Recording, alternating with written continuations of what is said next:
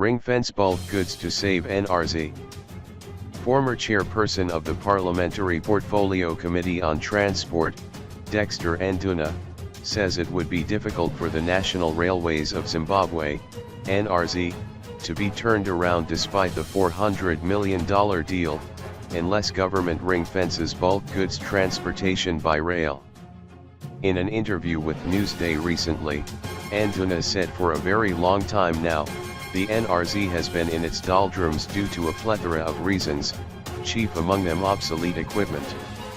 However, now with the coming in of Diaspora Investment, DIDG Group, there is leasing out of wagons and engines to NRZ.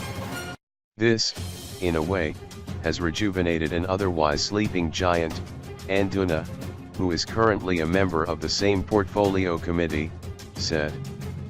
For a very long time, the Committee on Transport and Infrastructure has been calling on government to make sure they ring-fence some of the cargo bulk goods for NRZ in order to rehabilitate it, to revamp and make sure that NRZ comes alive again from its disused state. Nduna said bulk goods transportation by road, which roads have also outlived their lifespan of around 25 years, only worsens the statuses of the roads until they reach a disused state.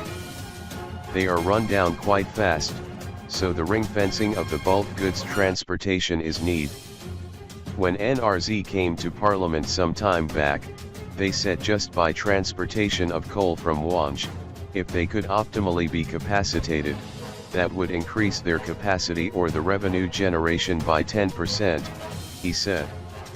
So, it was the clarion call of the committee at that time in the 8th Parliament that at least there needs to be 10% of all mineral transportation coal and chrome that be ring-fenced from all mining organization to be transported by NRZ.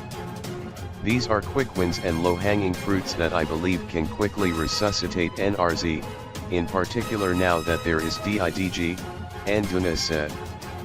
DIDG/Transnet and NRZ signed a $400 million recapitalization agreement which will allow the renewal of the parastatals plant, equipment, rolling stock, track signaling and telecommunications infrastructure as well as information technology systems.